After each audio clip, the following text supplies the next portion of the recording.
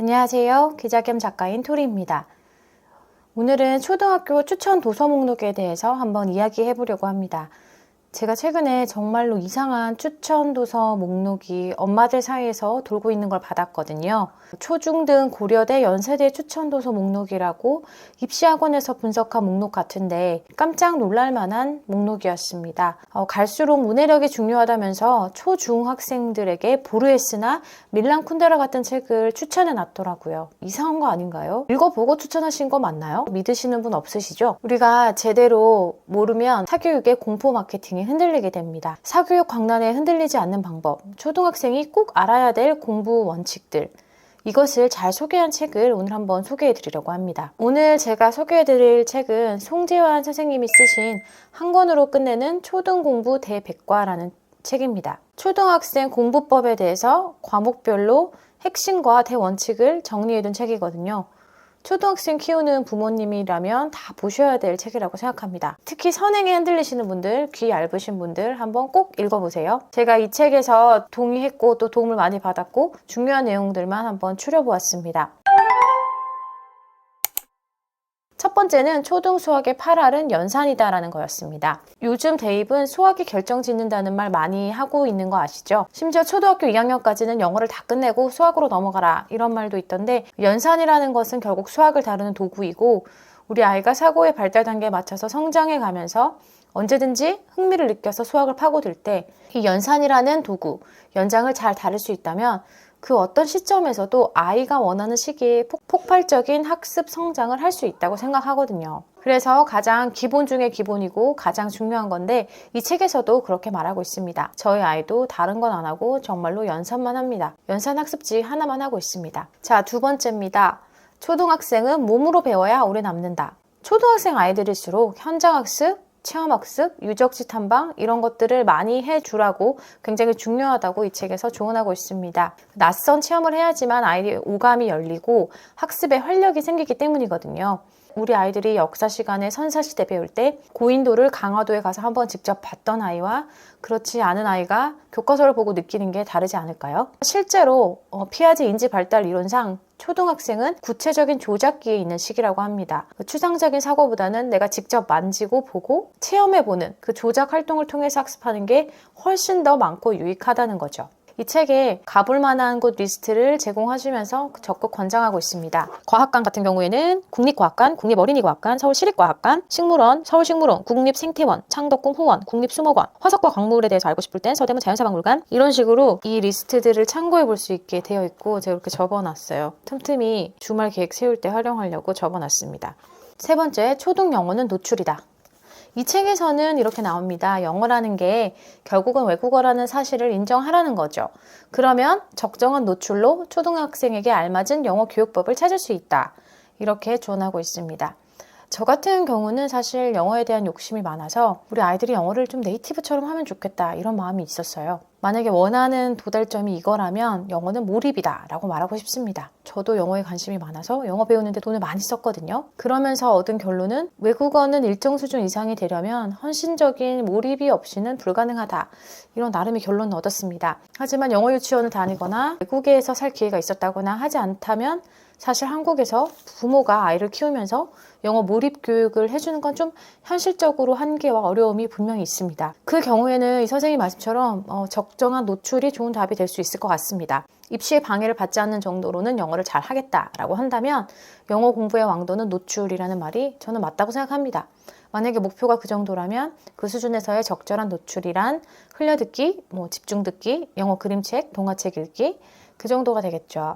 하지만 저처럼 목표가 원어민처럼 말하기라면 그건 여기서의 주제는 살짝 벗어나는 이야기니까 그런 것들은 다음에 또 따로 한번 이야기해 보도록 하겠습니다. 네 번째, 공부란 결국 독서 그 이상도 이하도 아니다 라는 사실입니다. 그렇죠. 저도 이 말에 정말로 공감합니다. 많은 분들이 공부를 뭔가 특별한 것으로 접근하고 있으신 것 같아요. 하지만 사실 공부는 텍스트를 읽고 그것을 이해하고 적용하는 것, 잘 이해했는지 테스트하는 문제를 맞추는 것, 사실은 그 독서 활동이 공부의 전부라는 이 선생님의 말씀에 전적으로 동의합니다. 문해력이나 어휘력을 강조하는 이유도 그게 내가 국어를 잘하기 위해서, 언어 영역 점수 잘 받기 위해서가 아니라 결국은 문해력이 뒷받침이 돼야 공부를 잘하게 되는 거죠. 하지만 또 한편 이런 것도 있어요. 우리가 아직은 초등학생들에게 너무 과한 걸 요구해서는 안 된다. 저는 그런 생각도 듭니다. 예를 들어서 성골이냐 진골이냐, 뭐 지층이냐 단층이냐, 아열대 기후냐 고산지대냐, 이런 걸 초등학생 시기에 어휘가 부족하다는 차원에서 접근해서는 안 되잖아요. 이건 교과과정상 아이가 고학년 그리고 중등 고등교육을 착실히 이수하면 자연스럽게 확장되게 되는 어휘의 영역이 있다고 생각합니다. 이런 어휘를 모르니까 어휘 공부 더 시켜야 된다, 이렇게 생각하고 선행시키면 좀 본말이 전도될 수밖에 없는 것 같습니다. 그래서 아이가 공부를 잘 따라오고 독서를 착실히 하고 있다면 또 너무 어휘력에 대해서 불안감을 가질 필요도 없지 않을까? 물론 이 책에서는 어휘력이 공부에 굉장히 중요하다고 강조하시면서 국어사전 찾아보기, 모르는 말 정리해보기 같은 여러 가지 방법들을 추천해주고 계신데요. 필요하신 분들께도 좋은 팁이 될 것 같습니다. 그리고 마지막이 사실 핵심인데요. 고전 독서가 중요하다라는 사실입니다. 자, 우리가 사실 독서가 중요하다는 건 모두 알고 있죠. 그런데 우리가 초등학생 시기에 무엇을 읽힐 것이냐, 사실 이게 고민인 거거든요. 이 책에서 저한테 가장 도움이 많이 됐던 게 바로 초등학생들이 읽으면 좋은 추천 도서 목록이에요. 여기 아이들이 학년별 책 읽는 방법과 함께 이렇게 보시면 이렇게 학년별로 추천 도서 목록이 출판사까지 아주 자세히 나와 있습니다. 그래서 저는 이렇게 표시를 해놓고 수시로 확인하면서 책을 계속 사주고 있습니다. 제가 이 목록대로 책을 몇 권 사서 읽혀보고 느낀 건 정말로 책을 참 잘 고르셨다고 느꼈습니다. 고전이라고 다 좋은 게 아니고 지금 돌고 있는 뭐 서울대용 추천도서, 연고대용 추천도서 목록 보면 사실 초중학생이 읽어서 이해할 수 없고 뭐 이해할 필요도 없는 그런 목록들이 무분별하게 포함된 리스트들이 굉장히 많거든요. 최근에 돌고 있는 그 리스트 한번 보세요. 고려대, 연세대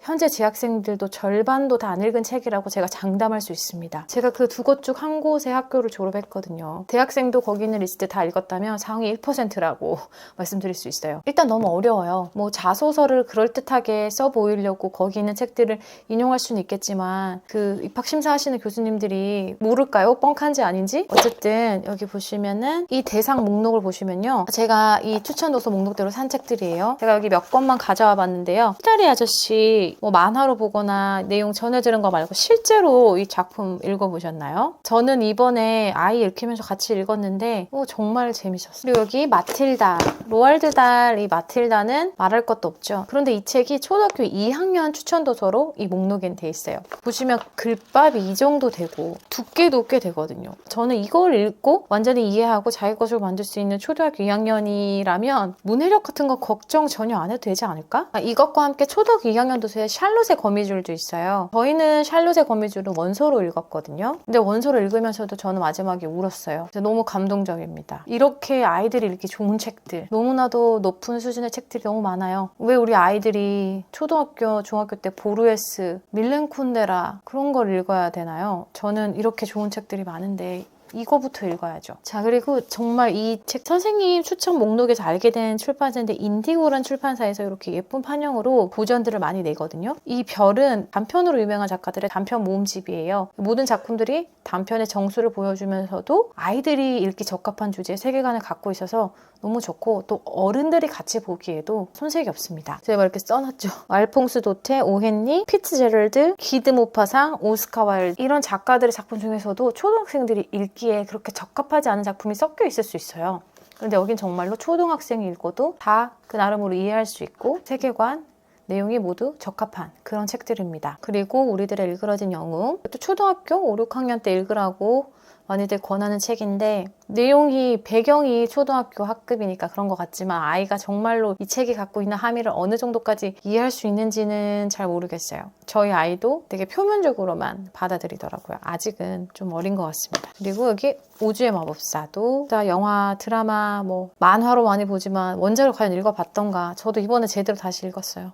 정말 고전인 이유가 있습니다. 그리고 크리스마스 캐럴, 이거 전부 다 초등학교 3, 4학년 추천 도서예요. 찰스 디킨스 책이잖아요. 오히려 원작으로 읽은 이들은 드문. 전 이번에 이 찰스 디킨스 책을 다시 읽으면서 찰스 디킨스 문학 특유의 정말 그 문체, 풍자와 해학과 그런 것들 담고 있는 문학적인 문체에 너무 매료가 다시 됐습니다.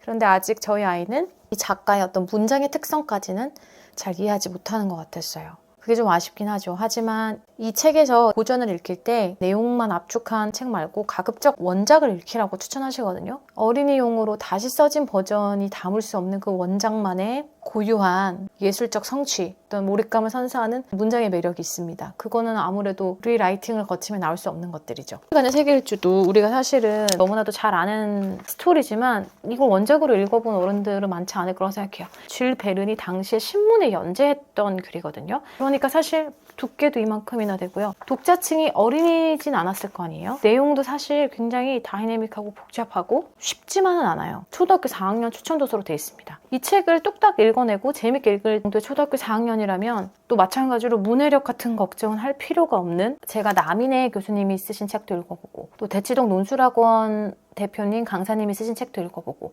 초등학교 독서 관련된 팁을 주는 책들을 읽어보고 나서 거기 있는 리스트 중에서 몇 권을 사서 읽어봤는데 저는 이 책에서 추천한 것만큼 타율이 높은 리스트는 아직까지 못 봤어요. 근데 물론 이 리스트 중에서도 이게 초등학교 4학년이 읽을 책이라고? 이런 책이 있긴 있어요. 대표적인 게 정글북인데 정글북 작가 키플링이 사실 노벨문학상 수상자고 또 여기서 추천된 책은 다 어린이용 각색본이 아니라 원본이거든요. 평범한 초등학교 4학년이 동물을 의인화해서 드러내고자 한 인간사회의 모습, 인간됨 이런 것을 이해하기는 조금 어렵다는 생각이 들었습니다. 또 창비에서 나온 박문수전도 이 리스트에서는 3학년 추천도서로 돼 있거든요. 그런데 제가 읽어봐도 어휘가 고어도 많고 해서 이게 초등학교 3학년이 이해할 수준인가 싶은 내용들이 많이 있었어요. 그래서 진짜 이 리스트에 나온 책을 무리 없이 소화할 수 있는 초등학생들이라면 정말로 미래가 창창하고 밝다. 뭘 해도 할 애들이죠. 한 상위 1%지 않을까? 아이들 공부시키실 때 많이들 고민되시죠? 이송재 선생님 독서 추천 독서 목록 중에 꽃들에게 희망을 이 책도 있습니다. 나비가 된 부 애벌레에 대한 이야기입니다. 호랑 애벌레는 알에서 나온 뒤에 통통한 애벌레가 될 때까지 잎을 파먹는데 자기 삶의 모든 걸 걸어요. 그런데 어느 순간 질문하게 되죠. 이렇게 사는 게 맞나? 삶은 단지 먹는 것, 그 이상의 것이 아닐까? 그러다 비슷한 질문을 하고 있는 노랑 애벌레를 만나서 사랑하게 됩니다. 하지만 여전히 삶은 이것 이상인 게 아닐까? 계속 방황을 해요. 그래서 보니까 다른 애벌레들이 때로 아주 몰려가서 큰 기둥을 이루는 애벌레 기둥이 있는 거예요. 호랑 애벌레도 그 기둥으로 갑니다. 그 기둥으로 올라가면 저 위에 뭔가 답이 있을 거라고 생각하는 거죠. 왜냐하면 다른 애벌레들이 모두 다 거기로 해서 올라가고 있으니까. 맨 위에 뭐가 있는지는 몰라요. 올라가 봐야 알아요. 하지만 이 노랑 애벌레가 먼저 알게 돼요. 애벌레들은 번데기의 시간을 견딘 뒤에 나비가 되어야만 진짜로 그 위에 날아가서 뭐가 있는지를 볼 수 있다는 것을 알게 됩니다. 노랑 애벌레, 호랑 애벌레 모두 번데기의 시간을 견디고 아름다운 나비가 돼서 날아간다는 그런 이야기입니다. 우리 아이들은 다 나비죠. 나비는 혼자만의 시간, 고독한 시간, 또 번데기의 시간을 거쳐야지만 나비가 됩니다. 다른 애벌레들 따라서 내가 그 애벌레 기둥에 이유도 모르고 올라가서 꿈틀거리고 짓밟고 그렇게 위로만 올라가려고 안간힘을 쓰다가 떨어져서 죽고 결국엔 위에 뭐가 있는지 모르고 또 간신히 나물 짓밟고 위로 올라가 보면 아무것도 없다는 사실만 알게 되는 그런 애벌레로 살다가 죽는 안타까운 일을 막으려면 우리는 어떻게 해야 될까요? 남들이 전부 다 그 길로 갈 때, 묻지도 따지지도 않고 그 길로 갈 때 왜 거기 가야 돼? 이렇게 질문을 던질 수 있는 사람이 돼야 된다고 생각합니다. 부모인 우리부터 남들 다 시킨다고 해서 선행시키고 학원 다니고 그럴 게 아니라 분별하면서 가려가면서 할 때는 용기 있게 끊어낼 수 있는 그런 태도도 필요하지 않나. 그래서 이렇게 훌륭한 추천 도서를 포함해서 나만의 믿음을 가지고 아이들을 양육하는 데 도움이 되는 송재환 선생님 책 이렇게 함께 소개해 드렸습니다. 자, 그러면 저는 다음 시간에 또 유익한 책들과 함께 돌아오겠습니다.